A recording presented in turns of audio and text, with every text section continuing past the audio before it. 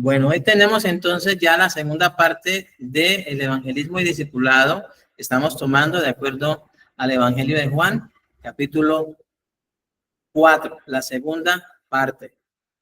Y solamente voy a leerlo, no voy a explicarlo, para que tengan en cuenta siempre esto. Es muy importante que lo tengamos en cuenta. Aunque no lo voy a explicar para no demorarnos, solo lo voy a leer. Nuevamente, el objetivo de este discipulado es que toda persona a la que se le ministre el evangelio tenga vida eterna y goce de la comunión con el Padre y con su Hijo, nuestro Señor Jesucristo, guiada por el Espíritu Santo como corresponde a hijos e hijas de Dios para hacer siempre lo que a Él le agrada. La metodología que estamos usando es el estudio de leer y exponer por cada uno de los capítulos del Evangelio de Juan, para que conforme lo dice el mismo Evangelio, la persona crea que Jesús es el Cristo, el Hijo de Dios, que creyendo tenga vida en su nombre. Escrito está Juan 20, 30 al 31. Hizo además Jesús muchas otras señales en presencia de sus discípulos, las cuales no están escritas en este libro, pero estas se han escrito para que creáis que Jesús es el Cristo, el Hijo de Dios, y para que creyendo tengáis vida en su nombre. De igual manera, el estudio del Evangelio de Juan nos permite conocer el testimonio que el Señor Jesucristo dio acerca del Padre, con lo cual se podrá también tener vida eterna. Escrito está Juan 17:3. Y esta es la vida eterna, que te conozcan a ti, el único Dios verdadero, y a Jesucristo, a quien has enviado. De esta manera comenzamos nuestro estudio para el discipulado según el Evangelio de Juan. El Evangelio de Juan, capítulo 4. Lo que vamos a hacer es leer los versículos hasta donde quedamos el domingo pasado, sin explicarlos. Ya la exposición de los versículos está en el video que está en la página, en el canal de YouTube o en Facebook de la iglesia. ¿Listo? O sea, por eso no voy a repetir. Entonces, pero sí es necesario que leamos. Dice así, en el nombre del Señor Jesucristo. Cuando pues Jesús, el Señor, entendió que los fariseos habían oído decir: Jesús hace, bautiza más discípulos que Juan, aunque Jesús no bautizaba sino sus discípulos, salió de Judea y se fue otra vez a Galilea, y le era necesario pasar por Samaria. Vino pues a una ciudad de Samaria llamada Sicar, junto a la heredad que Jacob dio a su hijo José, y estaba allí el pozo de Jacob. Entonces Jesús, cansado del camino, se sentó así junto al pozo. Era como la hora sexta. Vino una mujer de Samaria a sacar agua, y Jesús le dijo: dame de beber. Pues sus discípulos habían ido a la ciudad a comprar de comer. La mujer samaritana le dijo: ¿cómo tú, siendo judío, me pides a mí de beber, que soy mujer samaritana? Porque judíos y samaritanos no se tratan entre sí. Respondió Jesús y le dijo: si conocieras el don de Dios y quién es el que te dice: dame de beber, tú le pedirías y él te daría agua viva.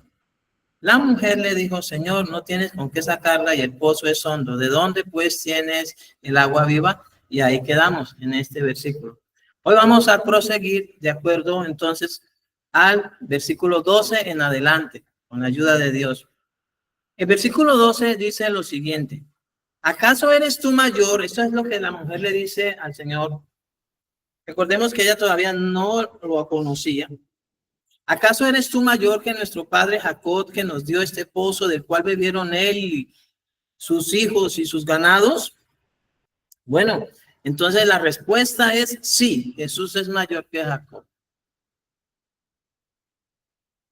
Jacob les regaló, les heredó, les dejó ese pozo, en el cual los israelitas habían saciado su sed física, pero luego volvían ¿a qué? A tener sed. Tener sed. Respondió Jesús y le dijo: cualquiera que bebiere de esta agua volverá a tener sed. Nadie ni nada puede quitar la sed de vida eterna. Y quiero que vayamos considerando esto que vamos a hablar hoy. Los samaritanos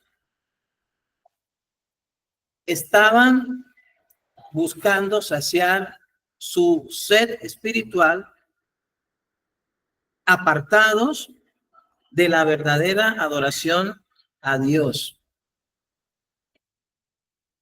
La mujer samaritana ya había tenido 5 esposos y actualmente ella se encuentra, de acuerdo al contexto, está conviviendo con un hombre sin estar casada con él. Entonces, unos y otros están buscando cómo saciar esa necesidad de su alma. Cómo buscar satisfacer y llenar ese vacío que el pecado, desde que entró en el hombre, ha dejado vacía el alma y sedienta el alma. De ahí que Jesús le dijese a ella la necesidad de pedirle a él que le dé el agua de vida. Pero también le aseguró que a pesar de que Jacob les dio ese pozo no les va a dar vida eterna. Ni siquiera haber recibido ese pozo en herencia les va a saciar la sed. Para tener en cuenta esto.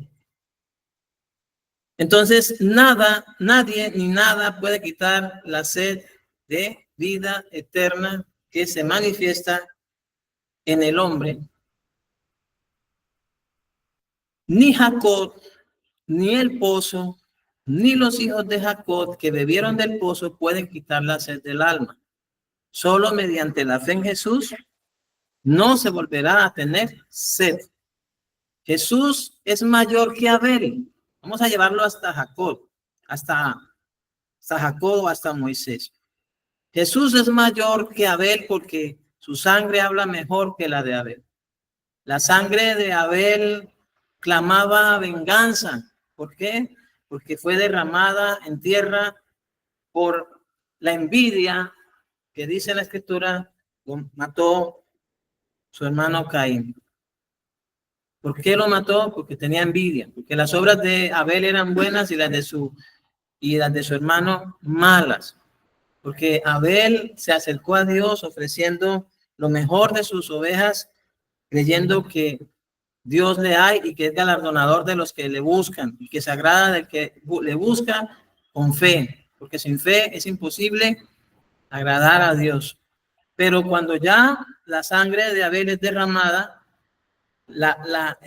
Dios le dice a Caín, la sangre de tu hermano clama a mí desde la tierra. Lo que clamaba la sangre derramada de Caín era venganza, era justicia. Pero Dios es misericordioso y perdonador, y aún así puso señal en Caín para que nadie que lo viese le hiriera o lo matara, con el propósito de que Caín pudiese reconocer en medio de su dureza de corazón, tener un corazón sensible y volverse a Dios, pero no hay evidencia de que lo haya hecho. Sin embargo, Dios es misericordioso y compasivo con el que persiste en pecar. Recordemos que Dios lo que hace, amados hermanos, teniendo en cuenta que el hombre está sediento en su alma, tiene sed en su alma, y en su ignorancia busca saciar esa sed de muchas maneras, y por eso también el hombre se mete en muchos problemas. En medio de eso está la misericordia, la benignidad y la bondad de Dios. Pero el hombre ignora su paciencia, ignora la paciencia de Dios, ignora la benignidad de Dios, ignora la bondad de Dios, y por ignorancia persiste en buscar saciar esa sed con muchas otras cosas que no corresponden a la verdad de Dios o a la santidad de Dios que es en Cristo Jesús. Recordemos cómo estaban buscando saciar esa sed los samaritanos, con un lugar de adoración ajeno al templo en Jerusalén, con un monte que no era el monte santo, en una ciudad que no era la ciudad escogida por Dios, Y Jesús le dice, ustedes están adorando lo que no saben.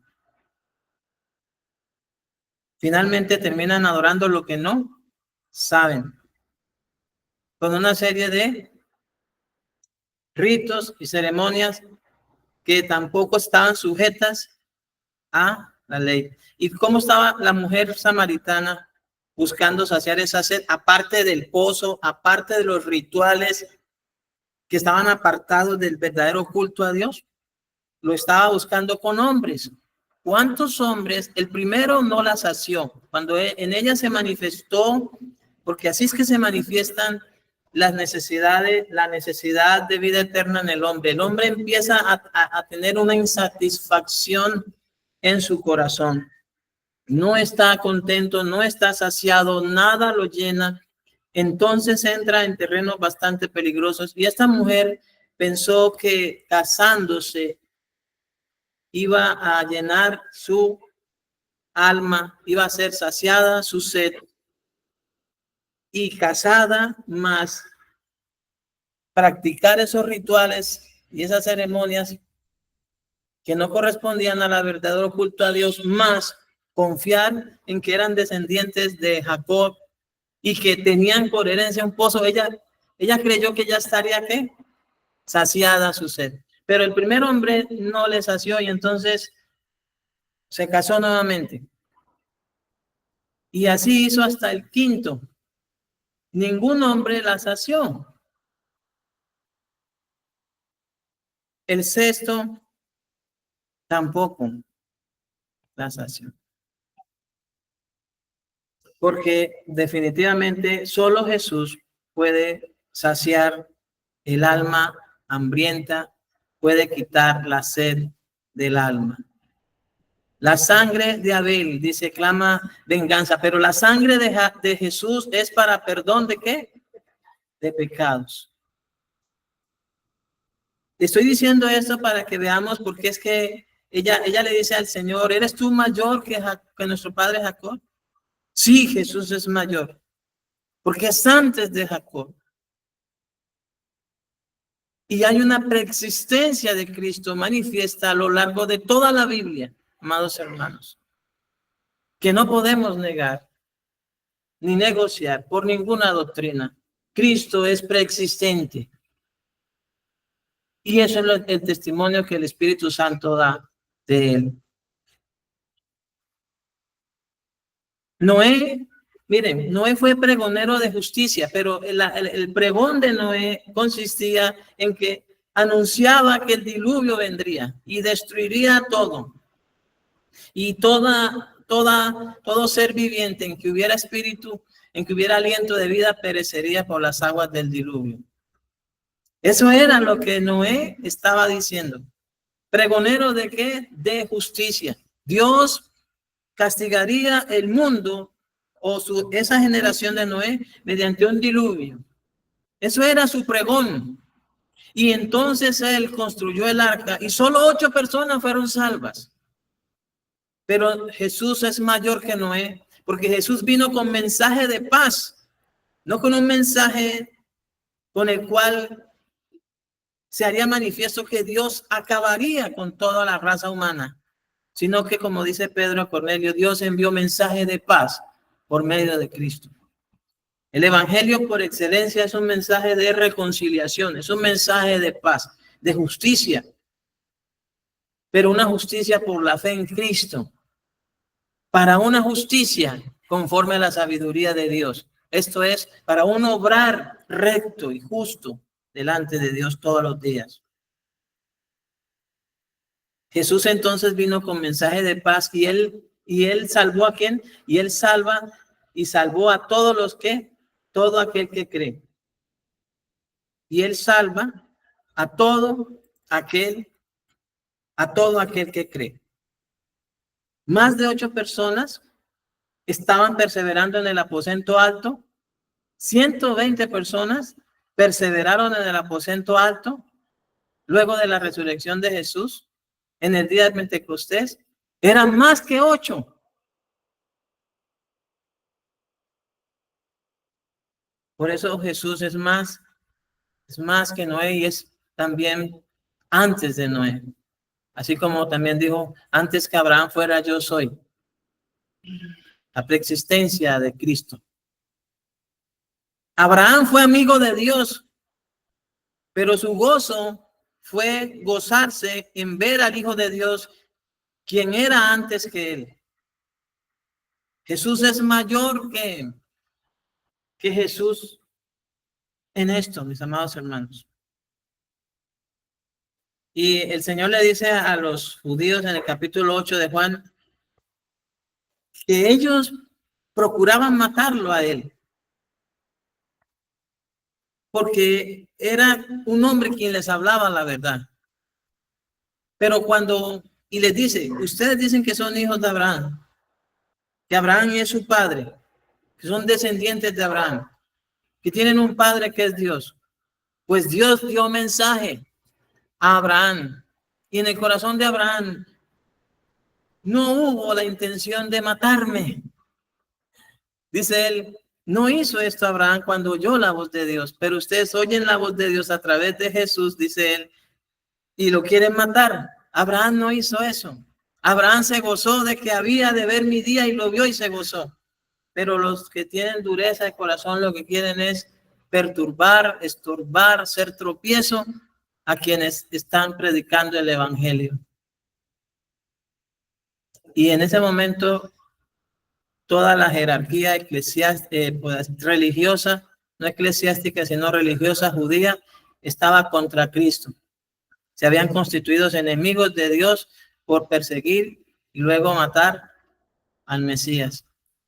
Pero por eso fue que Jesús dijo, cualquiera que quiera hacer la voluntad de Dios, de hecho sabrá que lo que él estaba diciendo era verdad y era de Dios, que él no hablaba por su propia cuenta.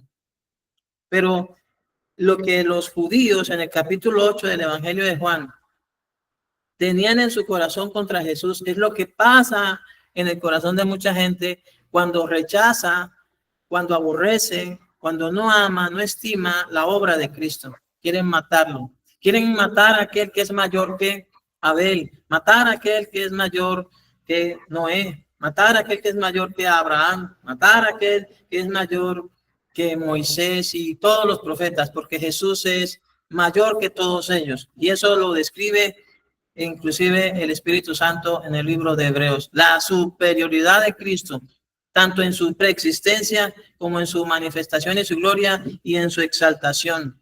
Cristo es mayor que todos y Él es el único que puede saciar la sed. Él sació la sed de Abel, Él sació la sed de Noé, sació la sed de Isaac, sació la sed de Jacob, sació la sed de Abraham, sació la sed de Moisés y también de todos los que hemos creído en Él.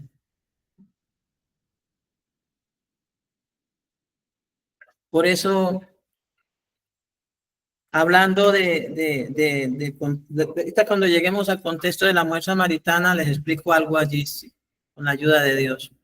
Vean, hablando de que Jesús es mayor que Moisés, porque también ellos, los samaritanos sí no tenían nada que ver con las ordenanzas dadas por Moisés en torno al culto de Dios en el templo de Jerusalén y del sacerdocio levita.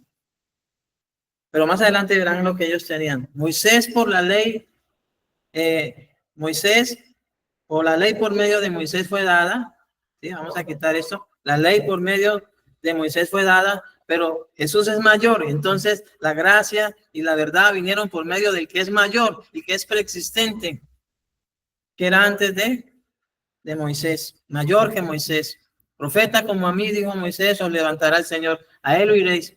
Y recordemos esa hermosa visión, porque fue una visión lo que ocurrió en el Monte Santo, lo que Pedro luego dice, oímos esa voz que le glorificaba, la voz de Dios, del Padre, diciendo, este es mi hijo amado, a él oír. Cuando en la visión de la transfiguración se aparecen Moisés y Elías, diciendo el Padre y revelándose a los apóstoles, diciéndole, miren, en Jesús hay cabal cumplimiento a todo lo dicho por Moisés y los profetas. Y entonces, ¿a quién vamos a oír? A Jesús. Entonces Jesús dice, mas el que bebiere del agua que yo le daré, Bueno, y usted dirá, bueno, ¿cuál es esa agua? Pues Él mismo. Él mismo. No estemos pensando en un tipo de líquido, no. Él está diciendo que Él es esa misma agua.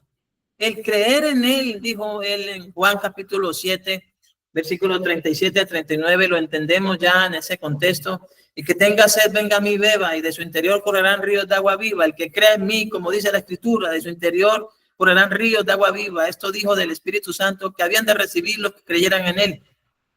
Creer a Dios, creer a Cristo y recibir el Espíritu Santo es estar saciado de la vida eterna. Jesús dijo, el que me recibe a mí, recibe al que me envió, y mi Padre y yo vendremos, haremos morada en él, y también recibiréis el Espíritu Santo. Porque se lo dijo a los apóstoles, el cual morará en vosotros. Ustedes lo conocen, pero él morará en ustedes. Y luego cuando él les abrió el entendimiento, ellos comprendieron las Escrituras, les digo, recibid el Espíritu Santo, y ellos recibieron el Espíritu Santo. Ellos nacieron del Espíritu y nacieron para ver y entrar en el reino de Dios, pero también para trabajar para el propósito máximo del Padre, que es el establecimiento de su reino a través de sus hijos y de sus hijas. Pero con un corazón saciado de vida eterna. Así como lo hemos hablado, hermana Elisa, que estemos siempre ahí despiertos para predicar el evangelio, para discipular, y que Danielito nos ayude ahí a mantener esa fortaleza, ¿cierto? Ayudando también para la predicación del evangelio, a que nadie se vaya a quedar dormido. ¿Listo, Danielito? Entonces, él le dice, bueno, vea, usted, vamos yéndolo así de esa manera, entendiéndolo. La mujer samaritana y los hombres de Samaria seguirán teniendo sed. No tendrán vida eterna por los medios que están buscando saciar esa sed. Mas el que bebiere del agua que yo le daré no tendrá sed jamás, sino que el agua que yo le daré será en él una fuente de agua que salta para vida eterna. Entonces, ¿qué es esto? Si no es su misma presencia. La palabra de Dios dice, el que se une al Señor, un espíritu es con él, el que tiene al Hijo de Dios tiene la vida. Jesús le está diciendo a la mujer samaritana que solo mediante la fe en él se puede llegar a tener la vivencia de la vida eterna. Solo en Jesús se recibe la potestad de ser hechos hijos de Dios. No hay otra manera, no hay otra forma. Buenos días, Juan Felipe. Solo en Jesús se podrá ver y entrar en el reino de los cielos. Más adelante, cuando estemos viendo el capítulo 10, que es un capitulazo, es un capítulo muy trascendental para entender el amor de Cristo como buen pastor. Él también antes de eso dice, el que entra en el redil por otro lado que no sea la puerta, es ladrón y salteador. Entonces, amados hermanos, no hay ningún sistema religioso, ninguna doctrina fundamentada en una interpretación particular de las Escrituras, por mucha buena voluntad que se tenga, que tenga como fruto llevar a una persona a ser hijo de Dios. El apóstol Pablo le advirtió a Timoteo y le dijo, usted sujétese únicamente a las sanas palabras enseñadas por Jesús. Quien no se conforma a las sanas palabras enseñadas por Jesús para hacer la labor del ministerio y crecer en la gracia de Cristo, está envanecido, nada sabe y delira acerca de cuestiones necias que crean contiendas de hombres corruptos de entendimiento y reprobados en cuanto a la fe.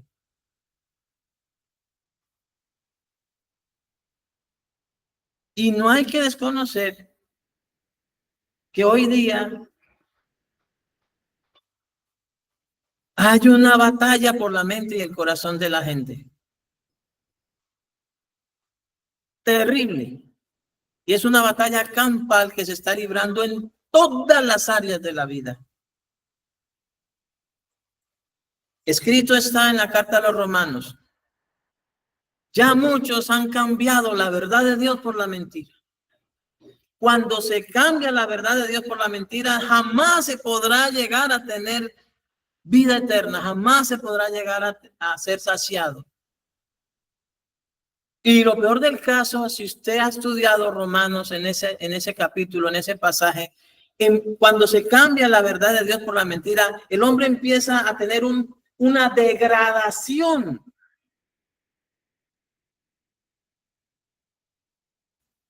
Algunos teólogos le llaman a eso, algunos teólogos de la Reforma le llaman a eso la depravación total.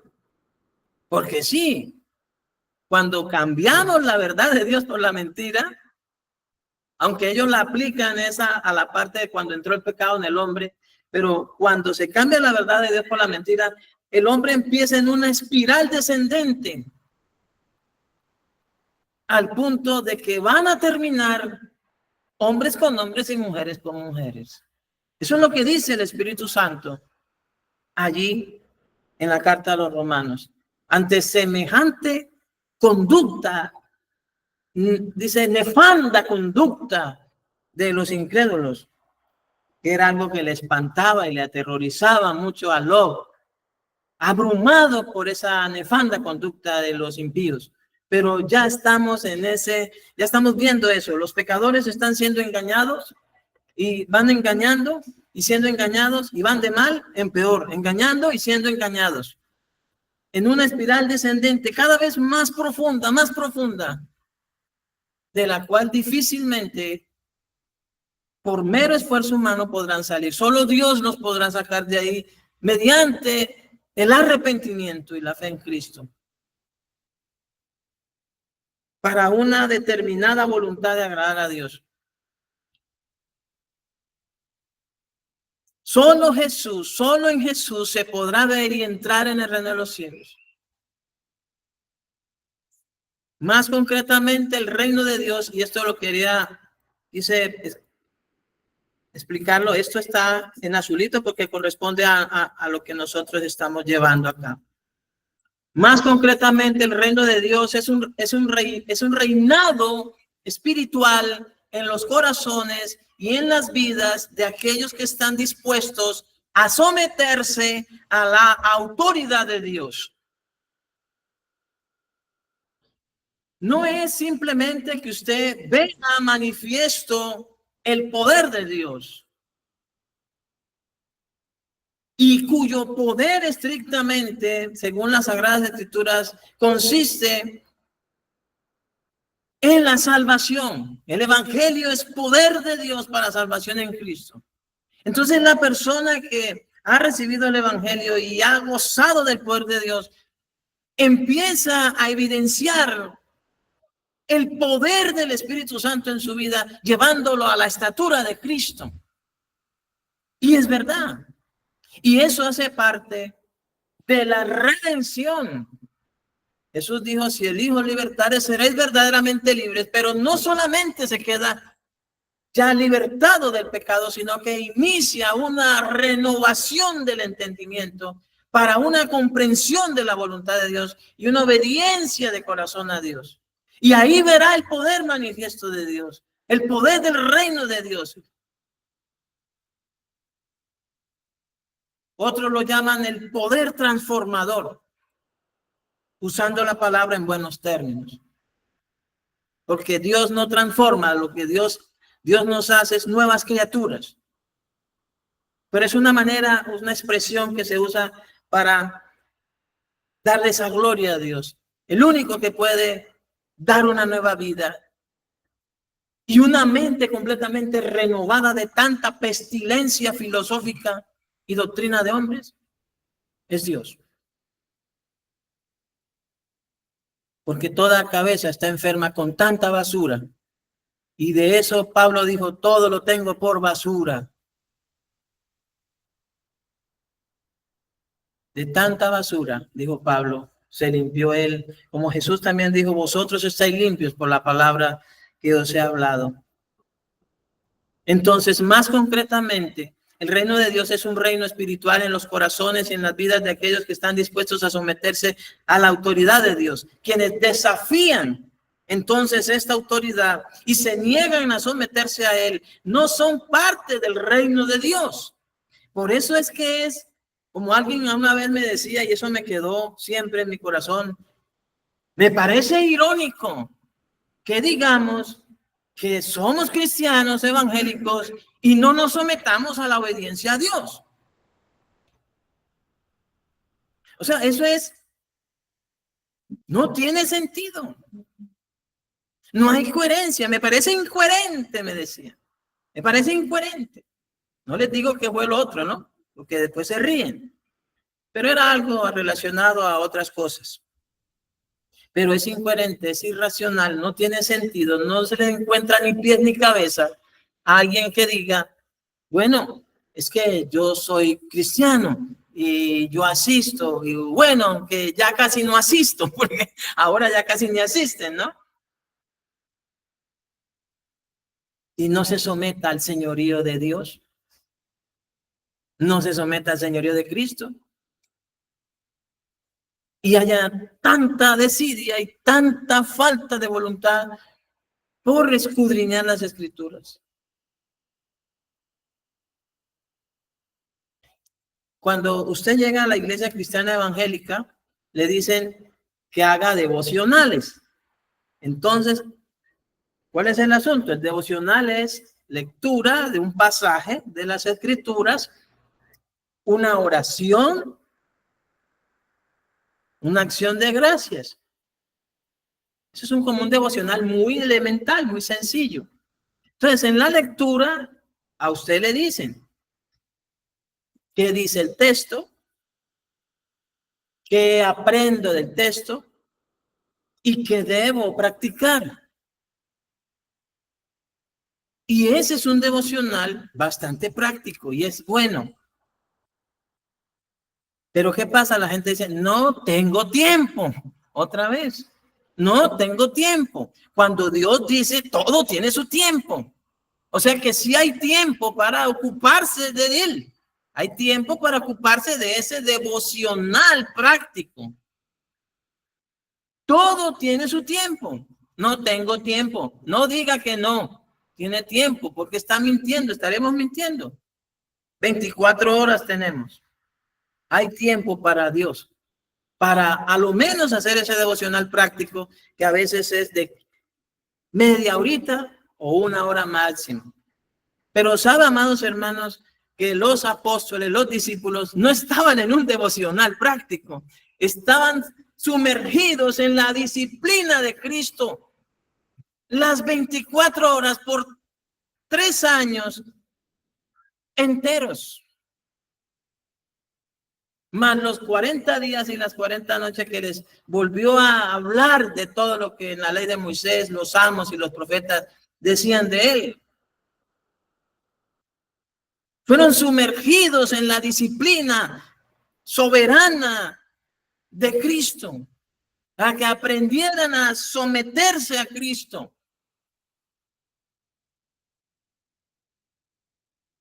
¿Cierto, Daniel? Que hay que ayudar.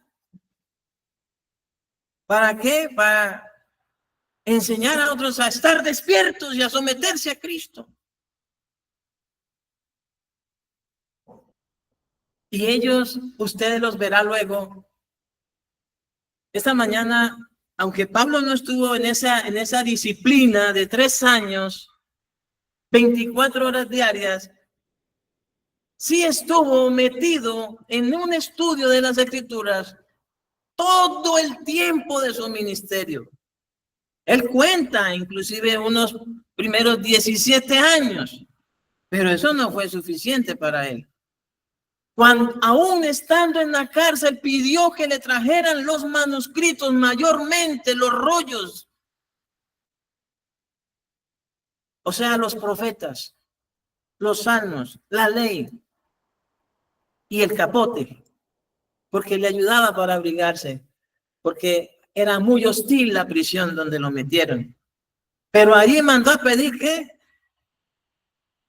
los libros, mayormente los pergaminos, dijo, porque era un hombre que se la pasaba, o se la pasó toda su vida, no en un devocional práctico, sino en una vida por entero dedicada a la obediencia a Cristo. Por eso dijo, terminó diciendo, ya no vivo yo, mas Cristo vive en mí, y lo que ahora vivo en la carne, lo vivo en la fe del Hijo de Dios, el cual me amó y se entregó a sí mismo por mí. Y ciertamente lo hizo para que yo, que vivo, ya no viva para mí, sino para Él, que murió por mí. ¿Sí? Y eso es el resultado no de un devocional práctico enseñado por ministros del Evangelio, que es muy útil para comenzar, sino de un verdadero discípulo de Cristo. Ese es el resultado de un verdadero discípulo de Cristo. Ahora, ¿por qué? Porque él tiene dos cosas más por delante. En medio de el desarrollo de su comunión con Dios, el desarrollo de la obra de Dios, tenía un aguijón en la carne. Y hablando con mi esposa estos días, ella me decía, mira, esposo, el Señor le dijo a Pablo, Pablo, lo único que necesitas es mi amor. Bástate mi gracia. Lo único que necesitas es mi amor, Pablo. Porque mi amor es lo que te perfecciona en medio de tu debilidad. Y nunca le quitaron el aguijón en la carne. Él no dice, pidió 3 veces que se lo quitaran, y no, ni con ruego se lo quitaron. Para que la excelencia del poder de Dios no se fundamentara en que él era un hombre estudiado, sino en el poder de Dios y soberanía de Cristo.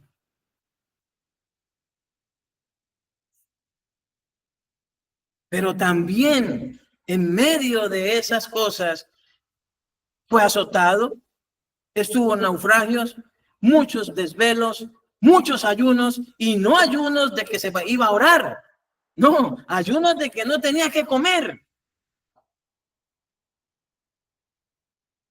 ¿Y sabe qué dijo? Todo lo puedo en Cristo que me fortalece. Lamentablemente, ese pasaje bíblico lo han usado. Voy a poner una tienda para vender un artículo X, porque todo lo puedo en Cristo que me fortalece. Eso no es para eso. Es que voy a jugar el mundial y vamos a ganar el mundial porque todo lo podemos en Cristo que nos fortalece. Eso no es para eso. El contexto no dice nada de eso. El contexto dice es que al estar sometido a la autoridad de Cristo, al estar viviendo para Cristo y con la suficiencia del amor de Cristo en su vida, la persona podrá tener contentamiento sin importar cuál fuera su situación. Esa persona podría seguir sometido a Cristo y amando a Cristo en la abundancia y en la escasez, en la salud y en la enfermedad, en la tribulación de la prisión, al punto de cantar en la prisión. ¿Y sabe dónde estaba? Lo metieron en el calabozo de más adentro. ¿Y usted cree que lo sacaban a hacer sus necesidades? No, averigüe, estudie eso y verá cómo eran las condiciones sanitarias de ese lugar. Y ahí en medio de toda esa suciedad, él todavía seguía amando a Cristo.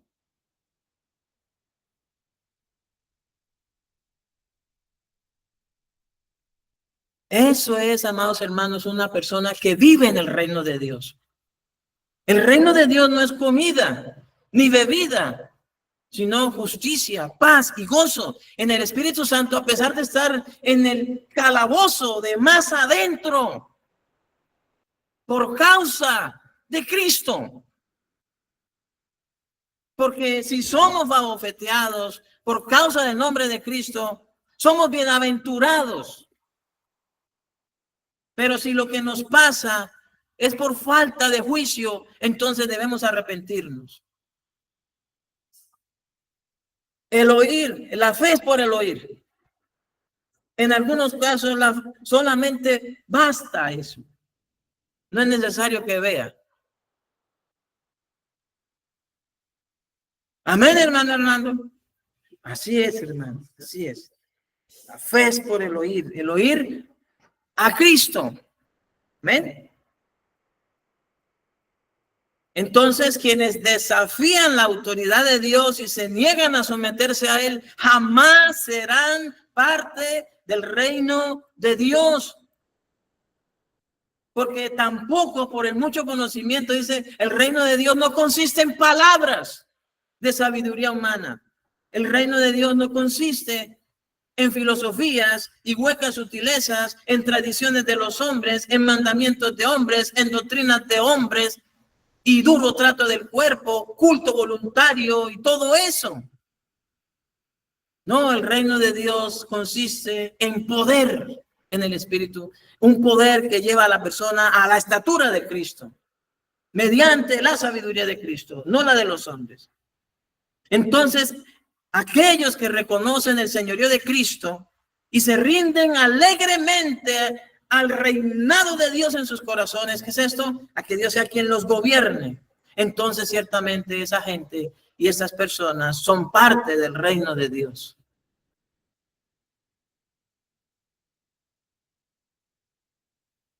Seguimos en el versículo 15.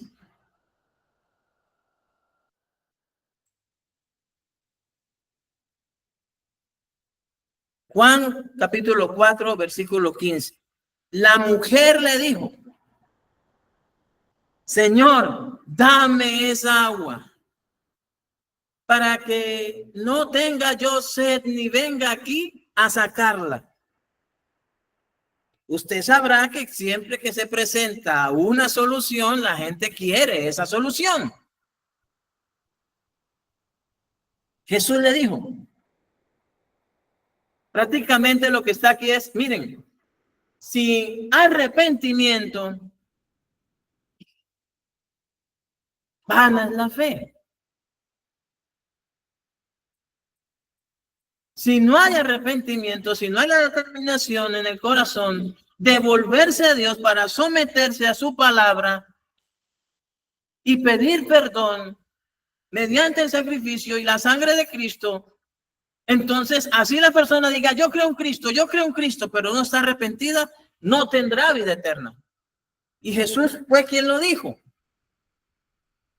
El tiempo se ha cumplido, su manifestación en Israel ya está, el reino de los cielos se ha acercado. ¿Para qué? Para ser quien gobierne en los corazones de las personas y posteriormente manifestarse también como rey soberano de todas las naciones. Pero dijo, arrepentíos y creed en el evangelio. Entonces, razón tiene Juan de decirnos aquí que Jesús le dijo a esta mujer, ve, llama a tu marido y ven acá. Respondió la mujer y dijo, no tengo marido. Jesús le dijo, bien has dicho, no tengo marido. Porque 5 maridos has tenido y el que ahora tienes no es tu marido. Esto has dicho con verdad. Ahora, no hay que hablar más de lo que la Biblia dice. Para despertar la gente. La gente se despierta únicamente con la verdad de Dios. Despiértate tú que duermes y te alumbrará Cristo. Así está escrito, ¿cierto?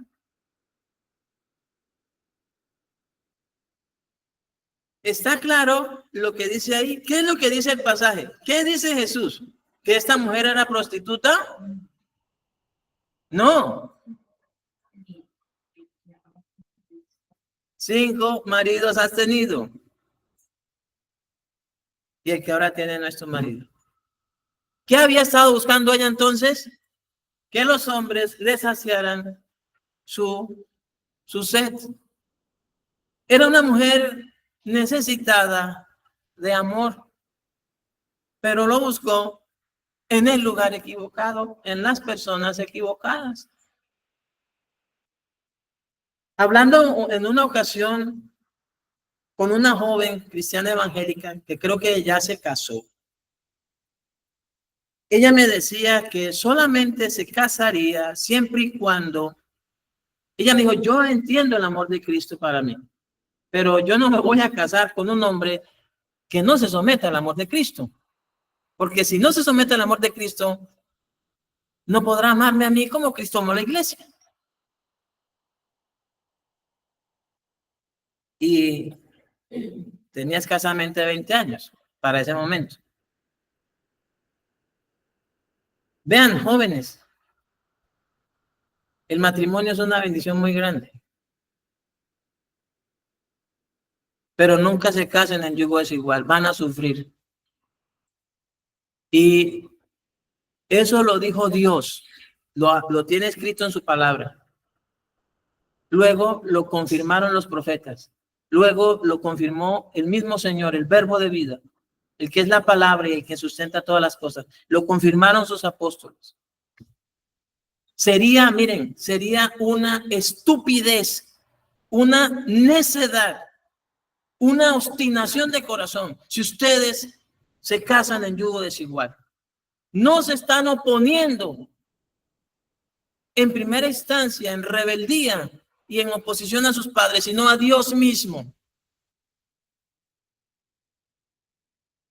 El pastor John MacArthur,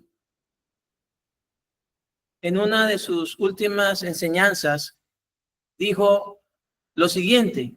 El título dice, el peor enemigo del hombre.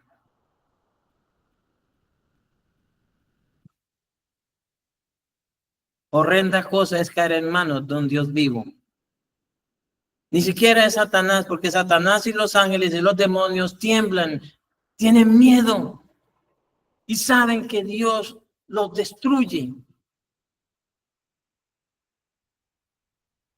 y los va a atormentar para siempre en el infierno que fue creado para ellos.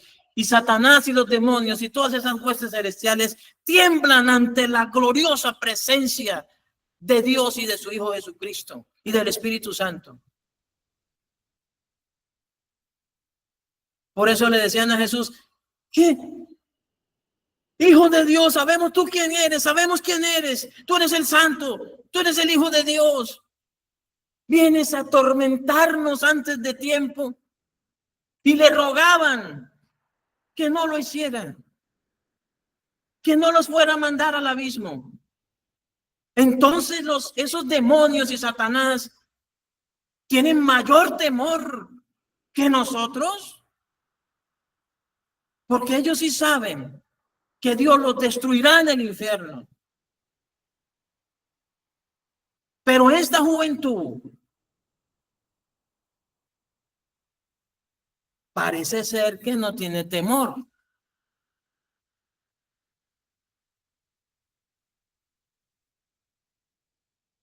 Dios es fuego consumidor. Si no fuese por el mediador, Jesucristo, su Hijo, nuestro Señor, hubiésemos sido borrados, echados al infierno. Porque él mismo se lo dijo a los apóstoles, a sus discípulos. Teman a aquel que puede destruir el cuerpo y el alma en el infierno.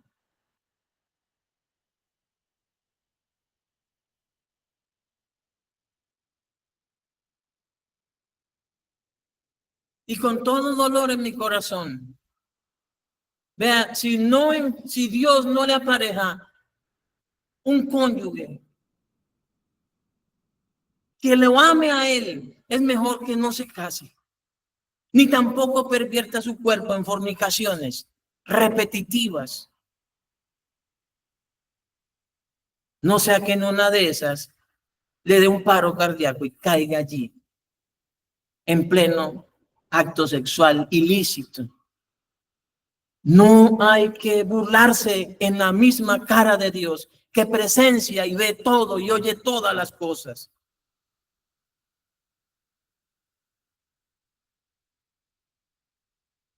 Delante de Él estamos todas las 24 horas. Él lo ve todo, lo oye todo. No podemos escondernos. ¿A dónde iremos de su presencia? Todo está delante de él. Dios no puede ser burlado. Temamos.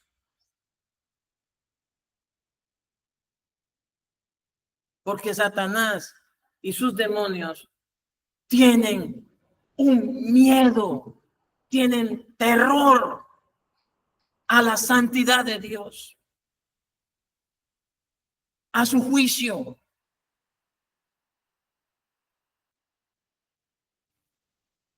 Dios tenga misericordia de nosotros.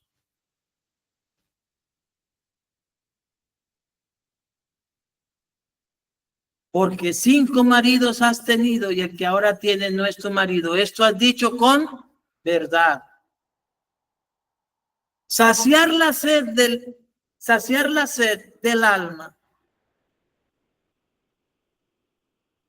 debe ir acompañada de un verdadero arrepentimiento para perdón de pecados por medio de la sangre de Jesús y la determinación de volverse a Dios para vivir conforme a su sabiduría. No hay otra manera. Hechos 3, 18 al 20 dice: pero Dios ha cumplido así lo que había antes anunciado por boca de todos sus profetas, que Jesucristo había de padecer. Así que arrepentíos y convertíos para que sean borrados vuestros pecados, para que vengan de la presencia del Señor tiempos de refrigerio. Y Él envía a Jesucristo que fue antes anunciado. Lo que Jesús dice es que esta mujer había tenido 5 maridos, 5 matrimonios. Y por ninguno había sido saciada su sed de ser amada. Ahora vive sin estar casada. Por eso ve, llama a tu marido. Ahora, ¿cuál era el contexto espiritual religioso de los samaritanos? Aquí está. Los samaritanos se veían a sí mismos como los guardianes de la Torá, aparte también de los esenios. O sea que estaban los fariseos, estaban los saduceos, estaban los samaritanos, estaban los esenios. La nación de Israel no estaba unida en torno al culto a Dios de corazón. Habían grupos diferentes interpretando para sí la ley y las profecías mesiánicas. Y los samaritanos, que eran una mezcla de gentiles con judíos, como usted lo puede encontrar después de la deportación de Babilonia, en los tiempos de Nehemías, de Esdras, los samaritanos se veían a sí mismos como los guardianes de la Torá y los verdaderos descendientes de Israel, de las tribus de Efraín y Manasés. Y Jesús les dice: no, la salvación viene de los judíos. Tenían su propia y única copia del Pentateuco, los 5 primeros libros de Moisés, y creían que solo ellos, vean esto, eso es lo que muchas sectas también creen hoy día, y creían que solo ellos conservaban la religión mosaica original. ¿No le parece conocido eso? Muchas sectas y grupos se han levantado en estos tiempos diciendo que son los únicos que tienen la verdad. Ellos, los samaritanos, decían eso. Los samaritanos también tenían un sistema religioso único. Establecieron su lugar de culto principal en el monte Gerizim. Por eso Jesús le dice: ni en este monte ni en Jerusalén definitivamente será la adoración al Padre. Ellos consideraban ilegítimos el templo de Jerusalén y el sacerdocio levítico, porque eso es lo que hace una secta. Una secta considera ilegítimo todo aquello que no esté de acuerdo a sus propios parámetros. Hoy en día, varios cientos de samaritanos sobreviven en Israel. hoy en día. Y siguen practicando su secta del judaísmo. Porque recuerden, ¿tienen entonces qué? Tienen una copia supuestamente original de la Torá y ellos son los únicos que la conservan y preservan. Toda cabeza está enferma. Apartado de Cristo, eso es locura. La fe la fe de ellos se concentra en 5 afirmaciones. Hay un solo Dios. Bueno, listo, hay un solo Dios. Y usted diría, ¿pero creen lo mismo? No. Su principal mediador es Moisés, no es Jesús. La Torá es la vía de mediación, no la gracia, no la fe. El lugar central de culto es el monte Gerizim, no es Cristo. Y el Mesías comenzará el futuro, el día de la venganza y la recompensa, pero es un Mesías a su manera. Anoche, considerando el pasaje que dice, ¿ustedes tienen presente que Dios prometió darnos pastores conforme a su corazón? ¿Sí lo cree? Os daré pastores conforme a mi corazón que os pastoreen con ciencia y con inteligencia. Pero la gente hoy día dice, no, nosotros queremos pastores tipo sastre. ¿Cuál es el pastor tipo sastre? Un pastor a mi medida, que yo pueda moldear, que yo pueda manejar, que yo pueda controlar, que yo pueda estar por encima de él. Entonces no quieren un pastor, quieren un payaso, quieren un bufón, quieren un sirviente de sus caprichos y su falta de obediencia a Cristo. No quieren un pastor. Lo quieren tipo sastre, a su medida, como en los tiempos de los jueces en Israel, donde cada uno hacía lo que quería y contrataba sacerdotes a sueldo. Le dijo la mujer, ahí termina el comentario sobre cómo era y cómo es actualmente todavía eso. Le dijo la mujer, Señor, me parece que tú eres profeta. Porque recuerde, ellos que estaban esperando, era que llegara el Mesías a restaurar el reino de Israel. Le dijo la mujer, Señor, me parece que tú eres profeta. Cuando es saciada la sed del alma por medio de la fe en Jesús, tenemos certeza y convicción de la justicia por la fe. Y no será algo que nos parezca, sino que estaremos plenamente seguros de a quién hemos creído. El apóstol Pablo dijo, yo sé a quién he creído. Ahora, ¿quiénes eran también a quienes les parecía que en ellos estaba, que en la Biblia estaba la vida eterna, en la ley, en los salmos y los profetas estaba la vida eterna? A los escribas y fariseos. Juan 5:39. Escudriñad las escrituras porque a vosotros os parece que en ellas está la vida eterna y ellas son las que dan testimonio de mí. Pero como la escudriñaban sin querer sujetarse al Hijo de Dios,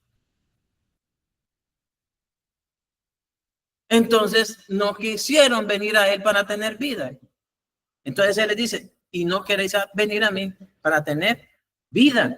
Pero si usted ha creído verdaderamente en el Hijo de Dios, su sed de Cristo ha sido saciada por Cristo mismo. Y Colosenses 1:4-6 dice, habiendo oído de vuestra fe en Cristo Jesús y del amor que tenéis a todos los santos, está hablándole a una iglesia, no a impíos. Ellos tienen que, Pablo oyó de la fe de ellos en Cristo, de los colosenses, también el amor que tenían para con todos los miembros de la iglesia de Cristo. Tenían la esperanza puesta en que él viniese, a causa de la esperanza que está guardada en los cielos, dice, de la cual ya habéis oído, dice aquí, y esta es la directriz de Dios, la esperanza que está guardada en los cielos, la esperanza de la cual hemos oído, debe ser por la palabra verdadera del evangelio, no por engañadores, fascinerosos, que cada año, cada 31 de diciembre de cada año, necesitan estar despiertos, ¿cierto? Porque dicen que yo tengo la fecha, el mes y la hora y el día y el año en que Jesús venga. No son más que mentirosos. Pero la gente cree toda esa basura.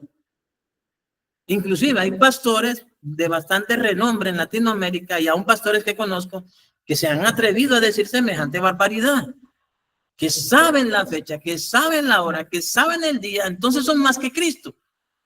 Porque él no sabe, ni yo lo sé, dice él. El Padre solamente sabe eso, el Padre solo puso eso en su sola potestad.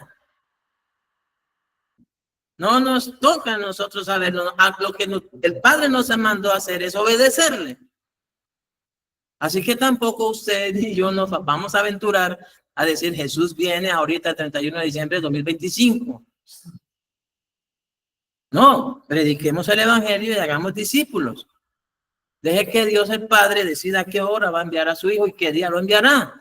Usted no se apresure ni siga a esos predicadores mentirosos y repita eso que ellos dicen. Dice, de la cual ya habéis oído por la palabra verdadera del evangelio. Entonces, la esperanza nuestra que está guardada en los cielos está puesta ¿en dónde? En la palabra verdadera del evangelio. Es según la palabra verdadera del evangelio que ha llegado, mire esto, que ha llegado solo a ustedes. No, dice que ha llegado hasta vosotros, así como a todo el mundo.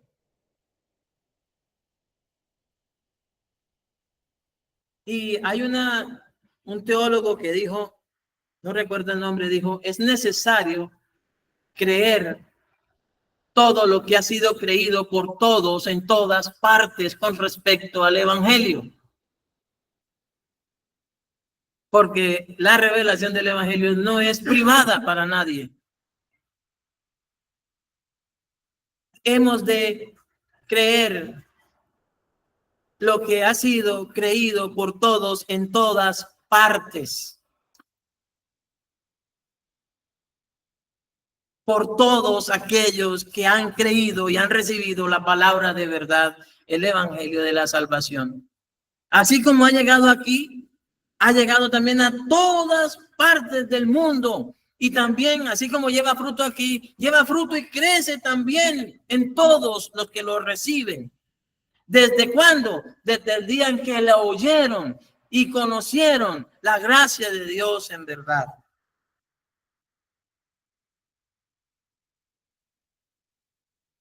Vamos a dejar hasta ahí.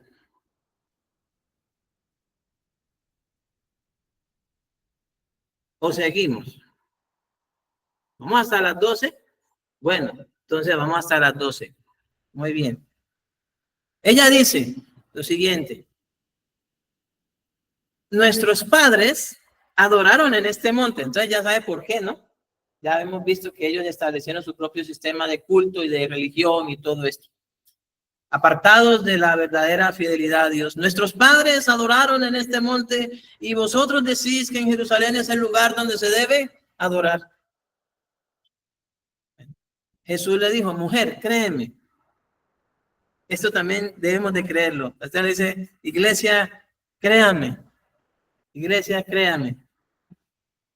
Que la hora viene cuando ni en este monte ni en Jerusalén adoraréis al Padre. Vosotros adoráis lo que no sabéis. Nosotros adoramos lo que sabemos, porque la salvación viene de los judíos. Mas la hora viene y ahora es cuando los verdaderos adoradores adorarán al Padre en espíritu y en verdad, porque también el Padre, tales adoradores, busca que le adoren. Dios es espíritu y los que le adoran en espíritu y en verdad es necesario que adoren. Ahora, una breve explicación de esos pasajes. Adoramos en espíritu y verdad por cuanto hemos recibido el amor de la verdad para ser salvos.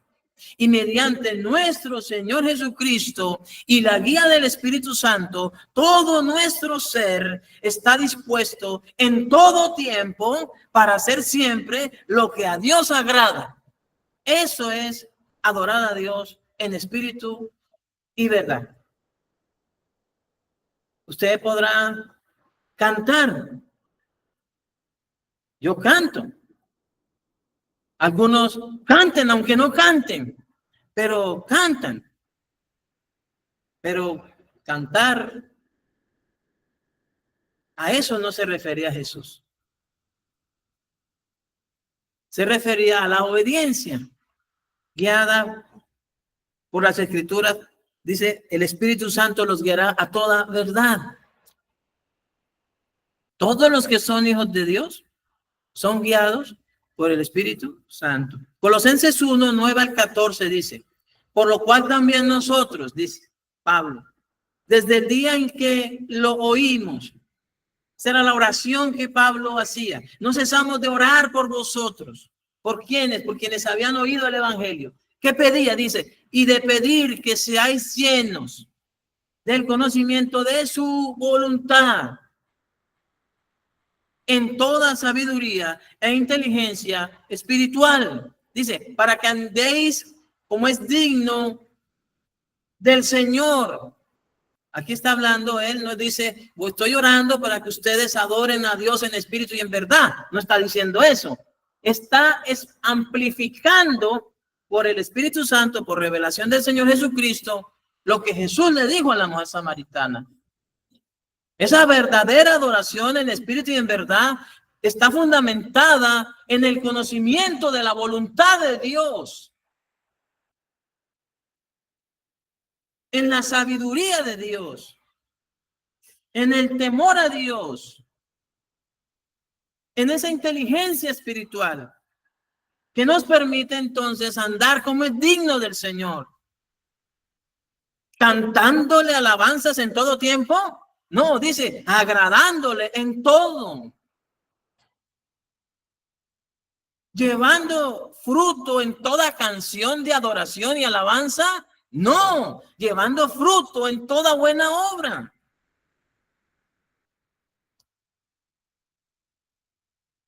Creciendo, dice, en el conocimiento de Dios. ¿Para qué queremos crecer en el conocimiento de Dios si no es para hacer lo que Él nos manda? Dice, fortalecidos con todo poder conforme a la potencia de su gloria. ¿Por qué? Porque eso jamás será en nuestras fuerzas. Dice, es con mi espíritu. No es en nuestras fuerzas. No es con ejército. No es con fuerza. No es con caballos. Ni con carros. Ni con la habilidad del jinete. Ni la fuerza del caballo. Es con mi espíritu, ha dicho el Señor. Entonces dice, para toda paciencia y longanimidad, porque en el mundo tendréis aflicciones. Y una cosa es adorar a Dios y decirle que se le ama cuando todo va bien. Pero nuevamente les digo, lean lo que ocurría con Pablo en sus naufragios. Lea lo que ocurría con el apóstol Pablo en sus prisiones. Y ese hombre perseveró en una verdadera adoración a Dios en espíritu y en verdad, fundamentado en el poder de Cristo. ¿Por qué? Para toda paciencia y longanimidad, o sea, que no cambiase, no se alterase, no perjudicase su comunión con Dios. Y con gozo en su corazón que cantaba y los presos oían y el carcelero corrió y vio las puertas abiertas y pensó que los presos se habían huido y entonces iba a matarse.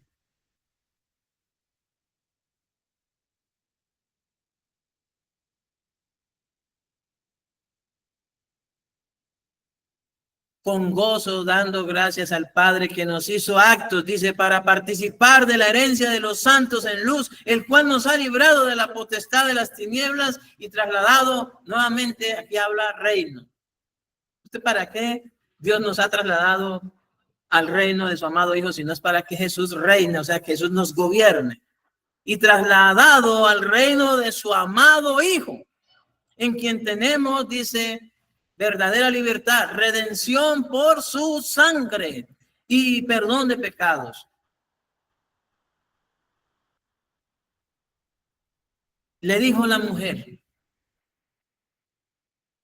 sé que ha de venir el Mesías, llamado el Cristo. Porque acuérdense que ellos lo creían. ¿Listo? Ellos sabían, ellos creían que vendría el Mesías, pero no a la manera en que Jesús se está presentando. Entonces le dijo: mujer, sé que ha de venir, le dijo la mujer, sé que ha de venir el Mesías llamado el Cristo. Cuando él venga nos declarará todas las cosas. Jesús le dijo: yo soy el que habla contigo. Muchos saben o han oído del Mesías llamado el Cristo y necesitan que sea revelado en sus corazones. Esto mismo fue establecido por el Padre mediante la fe en su Hijo, para que nadie se gloríe en la sabiduría de los hombres, sino en la revelación que por gracia recibe del Espíritu Santo. Juan 6:44.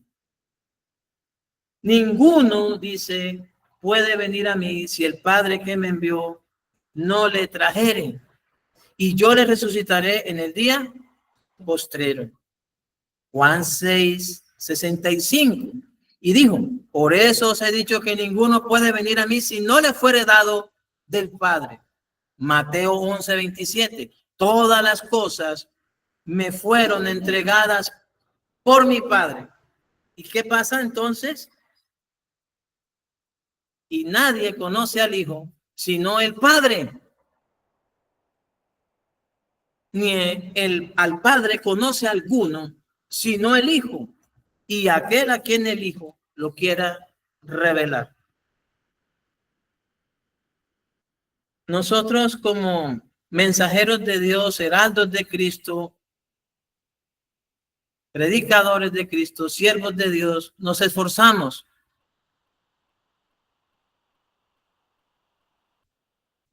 preparamos estos sermones con mucho amor, invertimos tiempo en esto, orando a Dios. Pero ¿sabe qué dijo el Espíritu Santo? Definitivamente, si Dios no revela esto, ningún predicador lo podrá hacer.